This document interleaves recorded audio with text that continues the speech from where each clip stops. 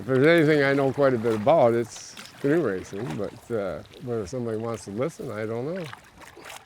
But I've raced in Texas, Minnesota, and Wisconsin, and New York, and British Columbia, Manitoba, Saskatchewan, Ontario. I probably left one out someplace. What? The canoe is like a big lever. The person in the back has more of the lever, so if I'm on the left side in calm water, the canoe is always going to go right.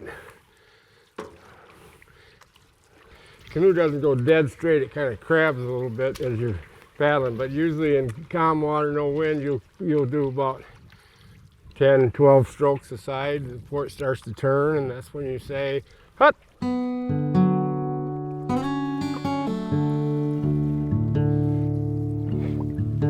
Hut!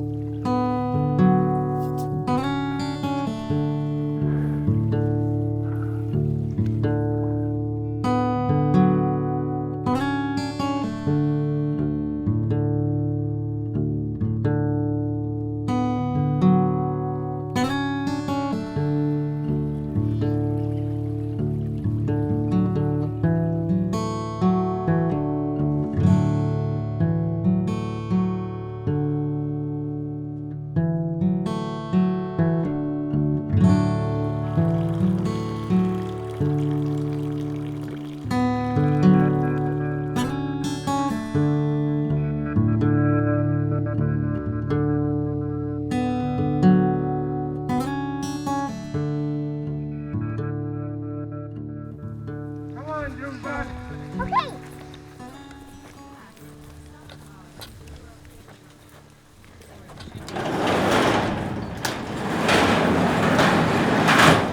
I got it. That's a big one. A big one, a heavy. Good job, June. You're a good helper, aren't you? Uh-huh. Yes, you are. We're on the north branch of the Au Sable, just upstream from Kellogg's Bridge at the old house.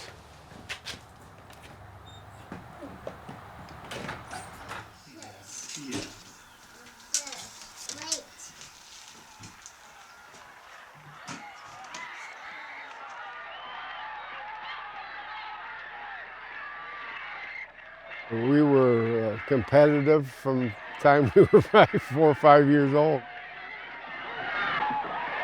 rugged young men are in the Au Sable Canoe Marathon. Behind them, screaming in the background, are their support teams, their families, their friends, their loved ones who will follow them from Grayling to Oscoda down on Lake Huron. It's the longest, toughest, most grueling marathon endurance event in North America.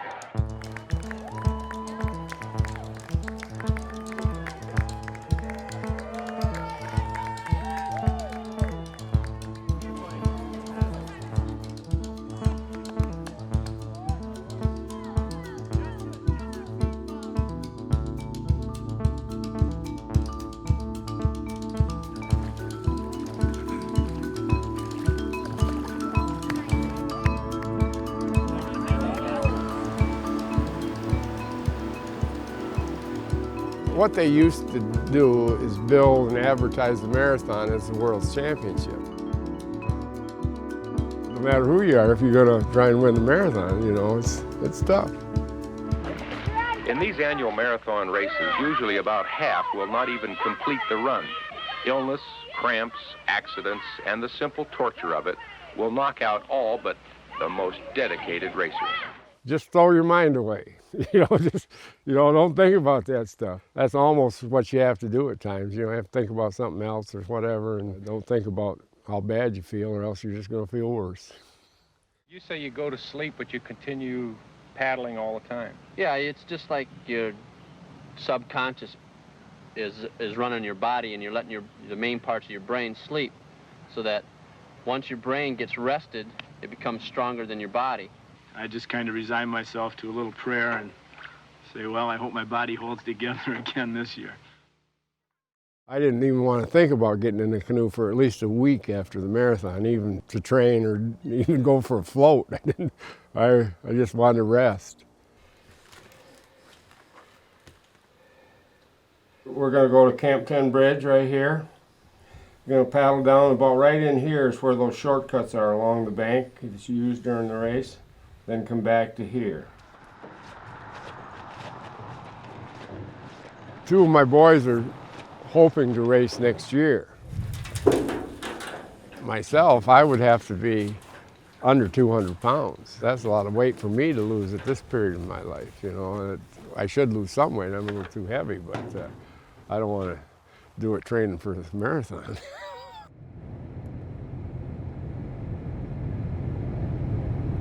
I know how I am, and I know how they are. They're competitive people. Now, I think the problem they'll have, they're going to get in that race, and that competitive spirit in them is there. It's going to come out. They may go too hard. That'd be my only concern. I'd tell them is, it's a long ways. Don't get too competitive at the start.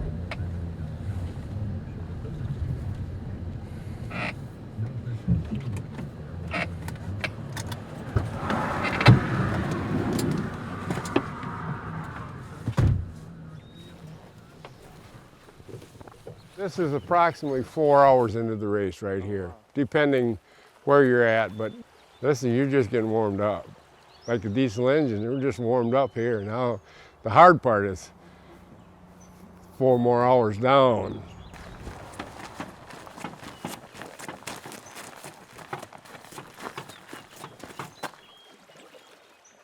He's probably right now, he's probably at about 60, 62 strokes a minute. That's what you paddle for the whole way.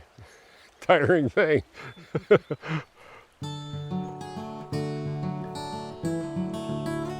first actual race we did, there was a canoe livery that had a canoe race. And this was just local people that lived around there that took their canoe and got in the race. And Jeff and I won by so far that we thought right then, you know, well, maybe we were probably pretty good at this.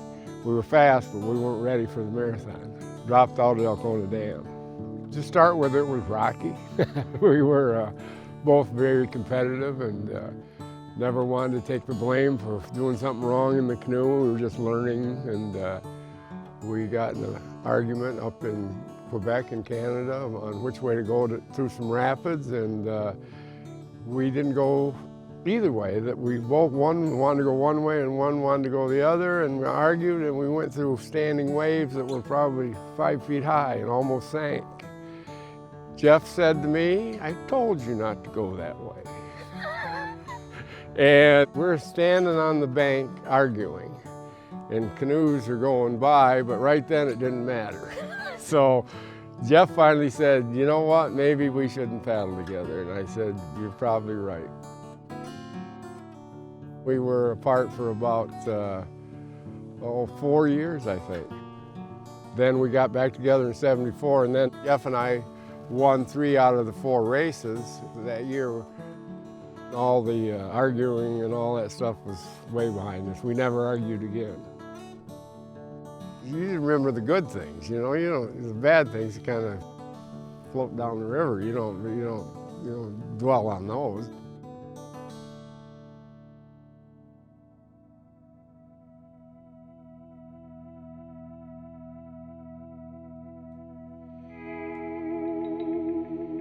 We're at the Canoe Racers Monument. It's on the, look out there, that's Cook Pond out there. This has got my dad, 2 of my uncles, and my brother on here. Elmer's my dad, John, older brother, and Bob was the older brother.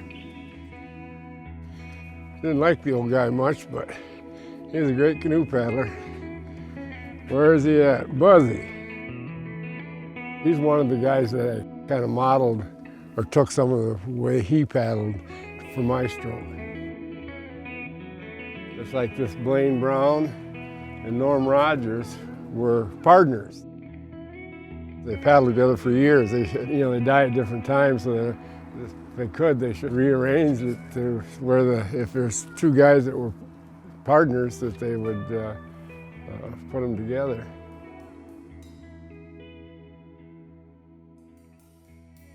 Jeff and I, we were probably Uh, it's hard for me because we were so close. And this is where his ashes were put, right here.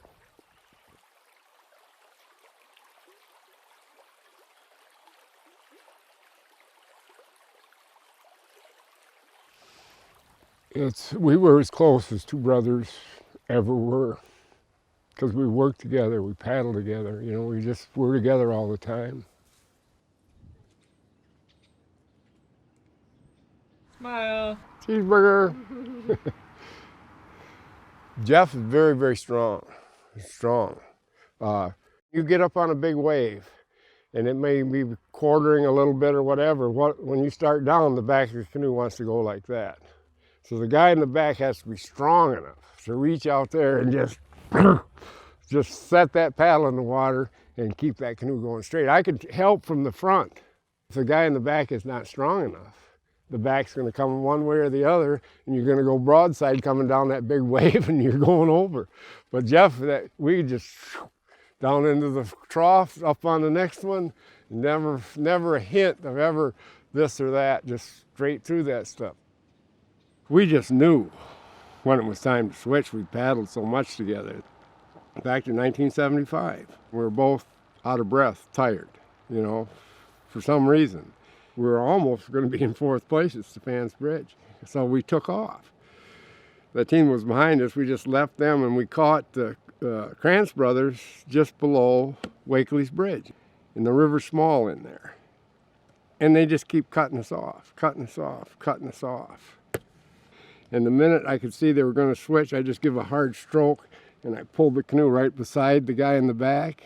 Bam, he broke his paddle. I said, "Oh, I'm sorry." Round and we went.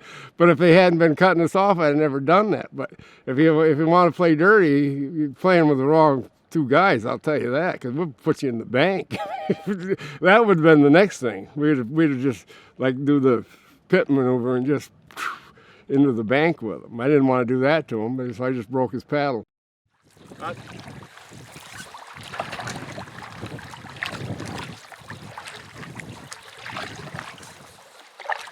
How long did it take you? I just stopped for a photo and kept paddling. Oh. About an hour 40. Well, I never did find the shortcut, so whoa, getting tired, splashing. From a very early age, canoeing was in our blood. What? Think we can beat him back, John? Got anything left? I haven't even started yet. Oh, you ain't started yet. Okay. You know, you have early memories, you know, from 4 and 5 years old there used to be a race on the Thunder Bay River that ended in Alpena, and I can remember being there and at that race with my dad. My dad put me in the front of the canoe, and he wanted to look the race course over, so down the river we went. June bug!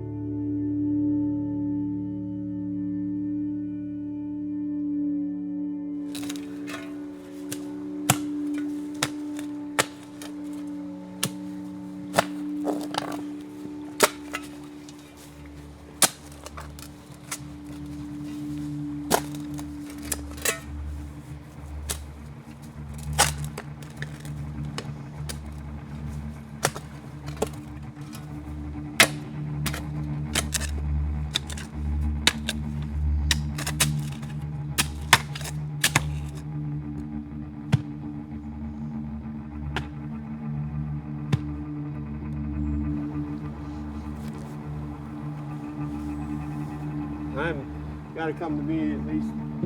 All right.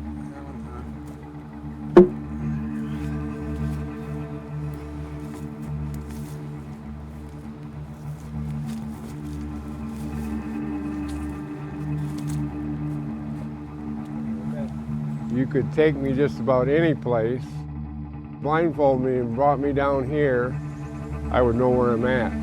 The smell, the sound of the river, I just know where I'm at.